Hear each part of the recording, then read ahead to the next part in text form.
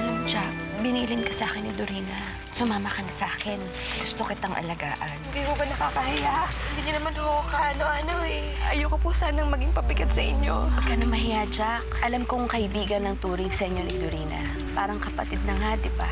Kami na bago mong pamilya. Ate, ba't ka ba galit na galit sa akin? Ginagawa ko naman lahat para hindi ako maging pabigat sa'yo. Konting malasakit lang sana. Kasi di ba magkapatid tayo? Hindi kita kapatid.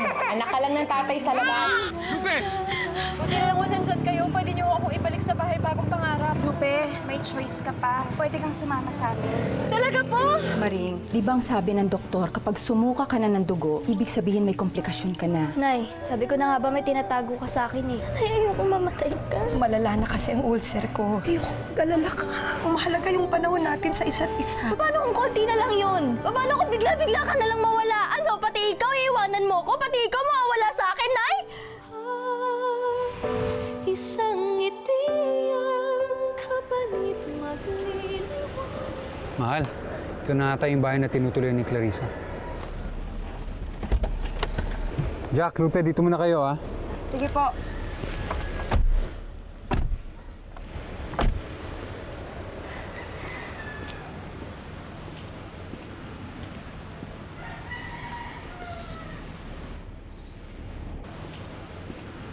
Bakit naman kasi kailangan isabit pa natin si Clarissa?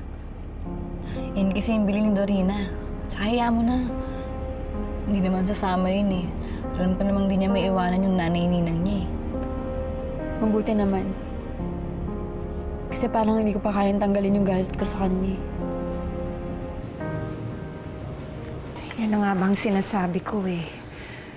Kaya ayokong malaman mo kasi iiyak ka lang nang iiyak. Hindi ko po kasi mapigilan eh. Hindi ka dapat mag-sorry. Maring, Clarissa, may bisita kayo.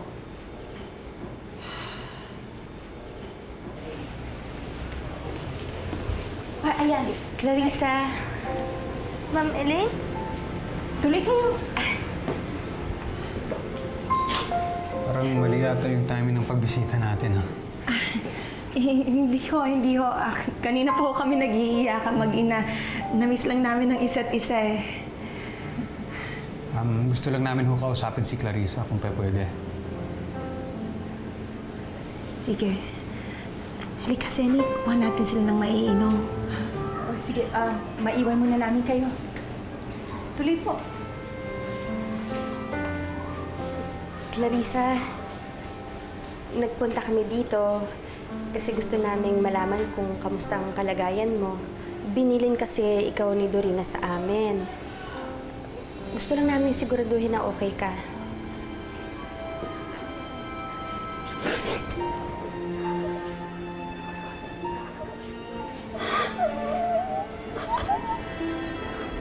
Clarissa, may problema ka ba?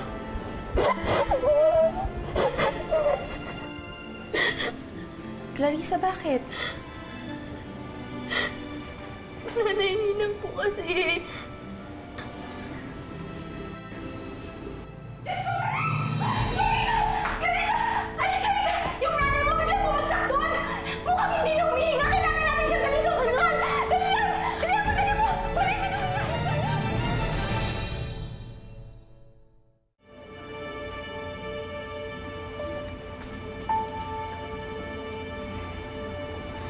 Ano na kaya nangyayari kay Nanay Nina? Jack, Lupe, pwede bang kalimutan niyo na muna yung mga galit niyo sa akin? Samahan niyo naman ako magdasal, oh. Para kay Nanay Ninang. Pasensyahan tayo, Clarissa. Pero mukhang Nanay Ninang mo ata sinisingil sa mga kasalanan mo sa amin. Hindi totoo yan. Grabe ka naman.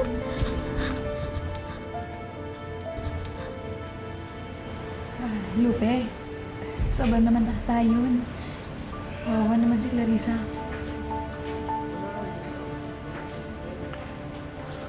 Sa Nanay Ninang niya naaawa ko. Pero kay Clarissa? Hindi.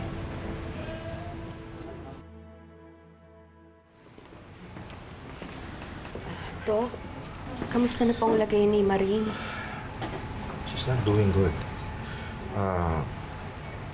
Nabutas uli yung ulcer niya sa tiyan. Kaya humalo yung stomach acid sa dugo niya. Kaya na-infeksyon ang buong abdomen. May nakita rin kami sa endoscopy niya na mga tumor na tumubo dun sa kolon o bituka. Dok, ano pong kailangan gawin? Hindi na ho namin mapigilan ang pagturugo eh. At ayaw naman niya magpa-opera pa. I'm sorry, pero wala na ho kami magagawa. Tanging dasal na lamang po ang magpapagaling sa kanya. Maiwan ko muna ho kayo.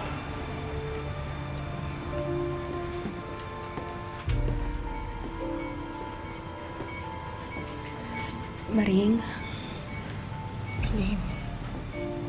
Maring, baka naman maagapan pa kung magpapa-opera ka. Hindi na siguro. Hanggang dito na lang ako. Maring, huwag mong sabihin yan. Kailangan ka pa ni Clarissa. Yun sana ang gusto kong ipakiusap sa inyo. Nakakahiyaman. Kasi ngayon lang tayo unang nagkita. Dumarating na yata sa huling hantungan ng buhay mo eh. Ang iniisip mo na lang yung mga mahal mo sa buhay. Kagabi, napagkwentuhan namin ni Clarissa ang buhay niya sa bahay bagong pangarap. At nababanggit niya kayo sa akin. Kaya yun ang papakiusap ko sa inyo. Kung pwede sana tingnan-tingnan niyo siya. Bata pa siya. Kailangan niya ang paggabay ninyo. Kaya kung pwede lang sa kahit na anong paraan, tulungan niyo siya. Huwag kang mag-alala. Hindi namin pababayaan ang anak mo. Ang totoo niyan, hinabilin siya sa amin ni Dorina bago siya nawala. Huwag kang mag-alala. Salamat. Pwede na ako magpahinga.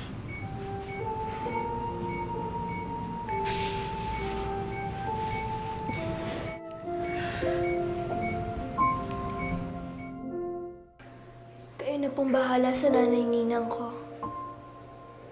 Sinusuko ko na po sa inyo lahat.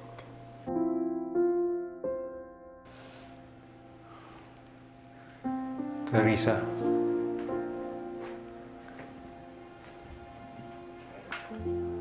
Kailangan ka ng nanay mo.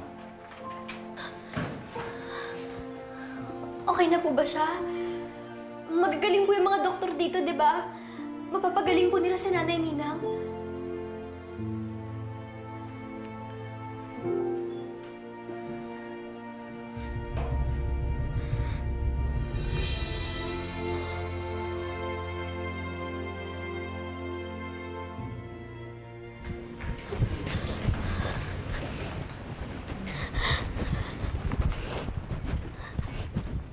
Nanay ninang?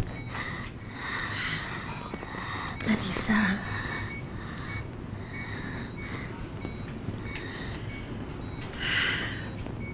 Nanay ninang? Ninang, huwag muna. Kahit pa lang naman tayo nagsisimula, di ba? Alam mo, anak. Ngayon ka pa lang nagsisimula. Simula pa lang ito ng bagong buhay mo, ngayong malaya ka na. Kaya huwag mo sasayangin ang pagkakataon na ito. Gawin mo ang lahat ng paraan para magkasundo kayo ng mga kaibigan mo. Sila na ang bagong pamilya mo. Nina, huwag mo namang sabihin yan. Kapag may problema, huwag kang matatakot na tumawag sa Diyos. At lagi mong tatandaan. Lagi kang ngingiti. Kahit alam mong napakabigat ng problema, huwag mong susukuan ang mga pangarap mo. Nandito lang ako, nakasubaybay sa'yo, kahit nasa malayong lugar ako. Nay!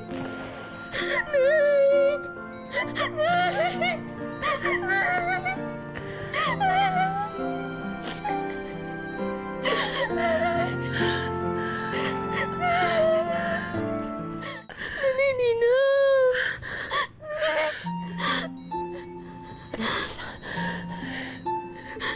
Clarissa, mahal na mahal kita. Ayokong nakikitang nasasaktan ka. Kaya kung kaya kong tiisin, titiisin ko.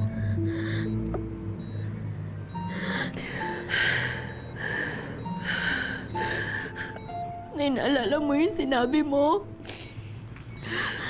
Na kapag nahihirapan tayo, pumikit lang tayo tapos isipin natin lahat ng magagandang bagay. Nay, pikit tayo.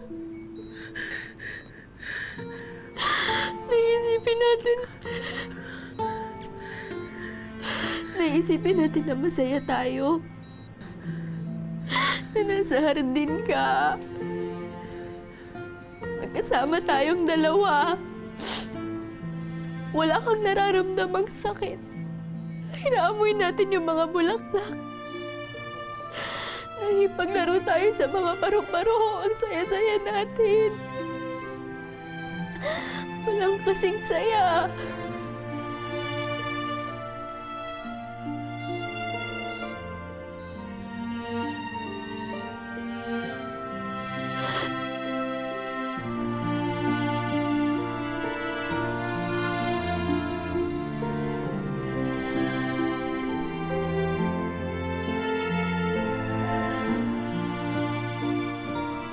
Nay? Nanay Nina?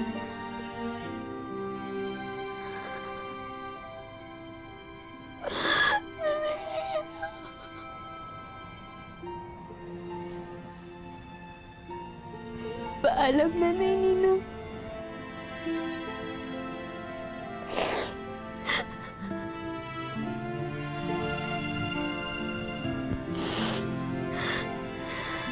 Maraming salamat po sa lahat.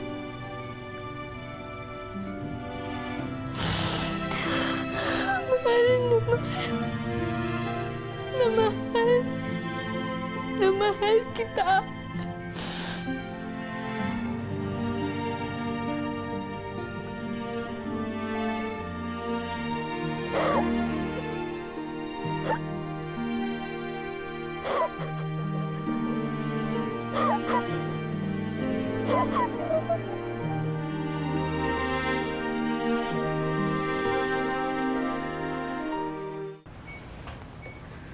Clarissa.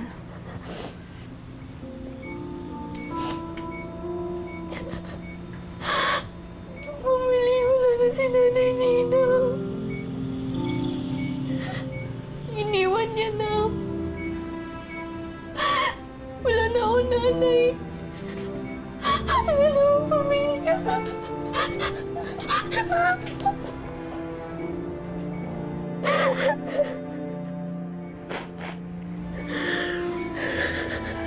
Huwag ka mag-alala, Clarissa. Hindi ka namin pababayaan. Makinig ka sa akin, ha? Kami na ang kikilalanin mong pamilya ngayon. Okay?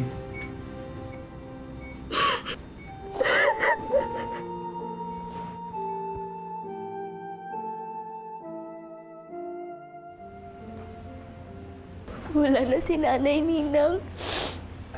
Iniwan niya na ako. Nakikiramay ako.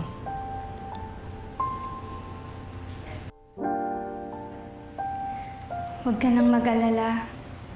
Masaya si Nanay Ninang sa pupuntahan niya. Hana, Clarissa. Simula pa lang ito ng lahat para sa'yo.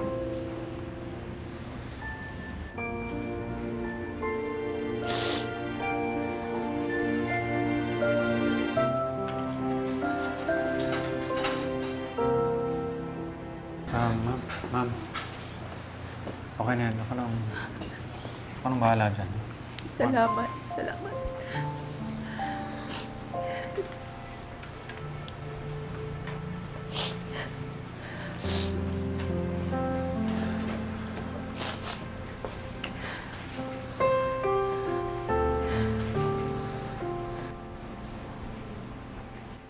Pasensya ka na, Clarissa.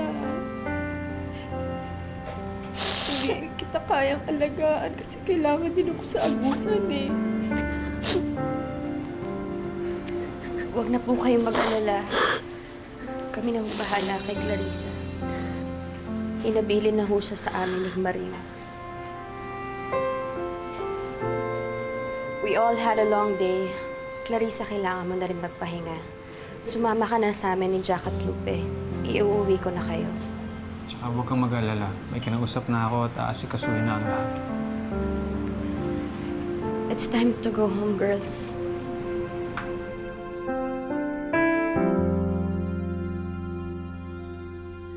Lupe, kumang ka. Ingat, dulas ha? Okay. Yeah. Hello. Welcome. Hi, hi. Magandang gabi po. Magandang gabi po. Oo, magandang gabi naman. Jack, ano yung tsura ng bahay? Yeah, dito na. Lupe, ang laki ng bahay. Tapos ang ganda-ganda. Talaga? Nakakainis na. Wala akong makita. Nung sinabi ni Elaine na paparating na kayo, pinaayos ko na yung mga kwarto niyo. Yeah, baka gusto niyo nang tignan yung mga yun. Pasensya na po kung nakakabala kami Jack, hindi abala yun. We're very happy to give you everything you need. Jack, gusto mo tulungan na kita? Hindi ko kailangan ng tulong mo. Salamat na lang. Alika, ipapakita ko sa inyo yung mga kwarto niyo. Sige po. Dito tayo.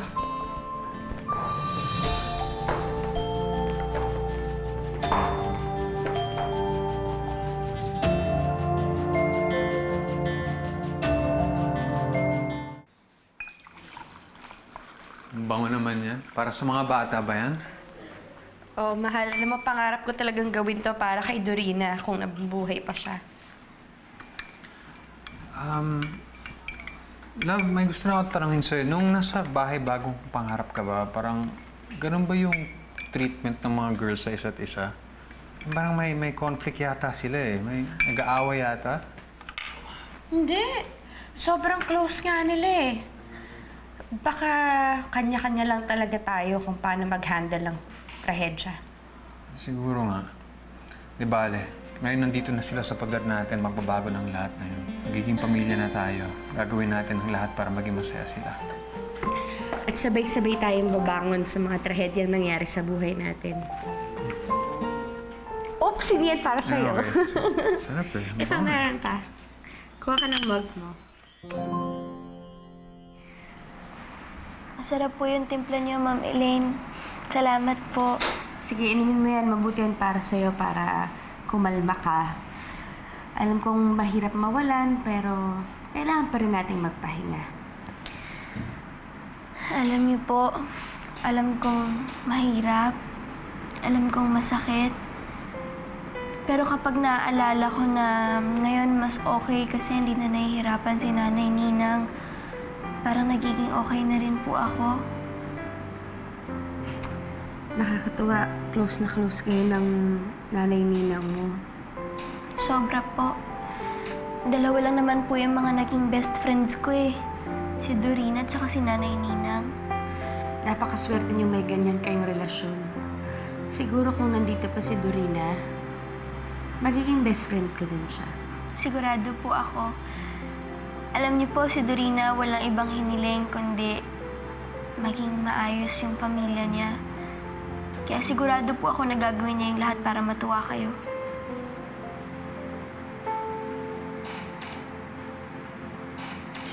Kaso wala na siya. Sorry po. Mukhang nalungkot pa kayo sa mga sinabi ko. Hindi, ayos lang. Natutuwa nga akong marinig ang mga kwento tungkol kay Dorina. Kahit papaano, nabubuhay siya sa mga alaala ko.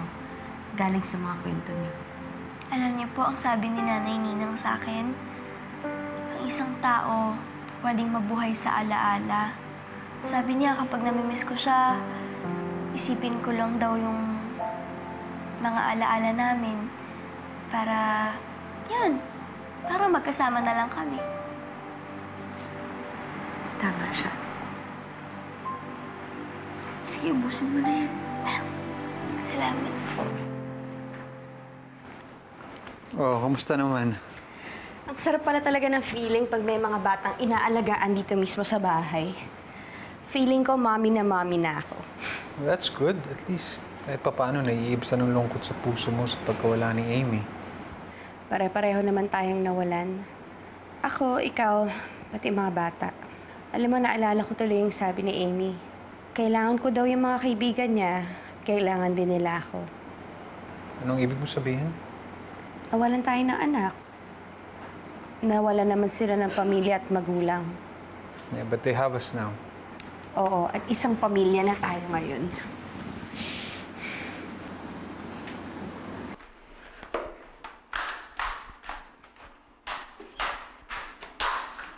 Oh, Lupe, tulungan na kita.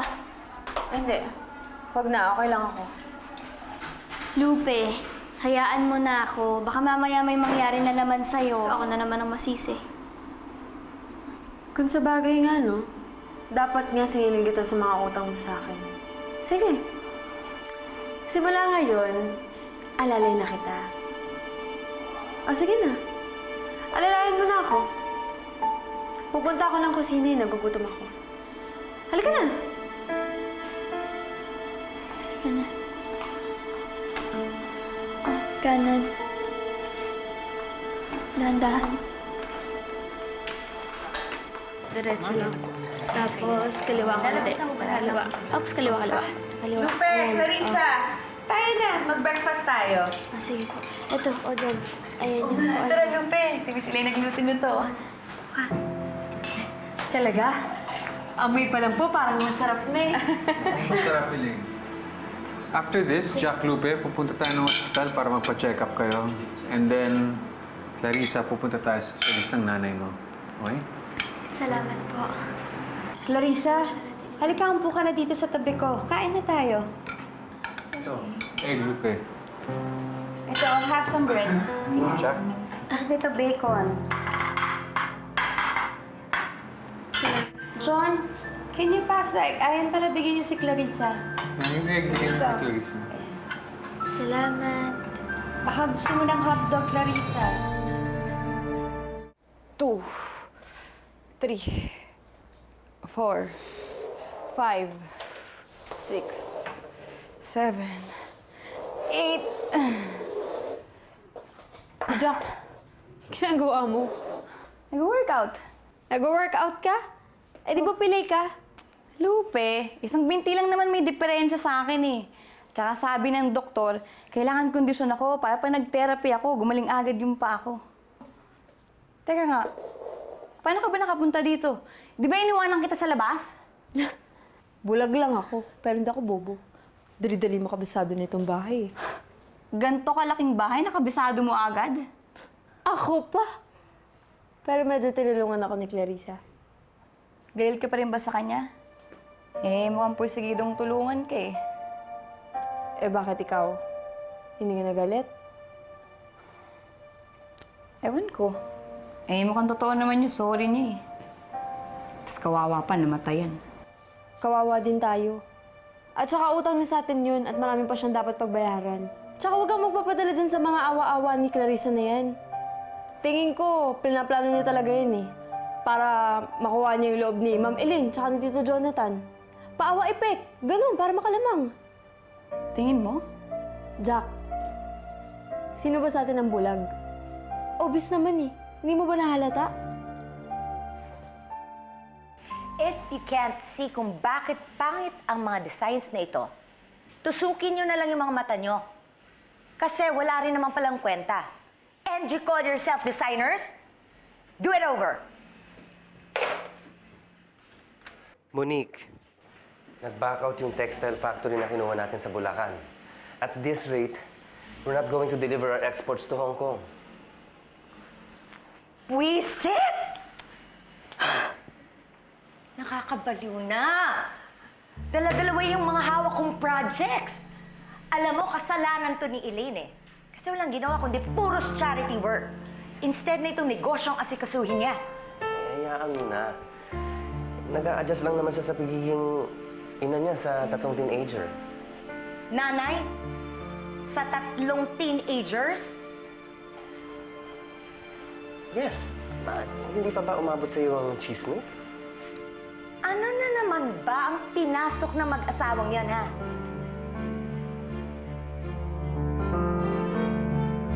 Ma, this is not a rehabilitation center. Give them a home, but not our home. Mami, huwag kang pumayag.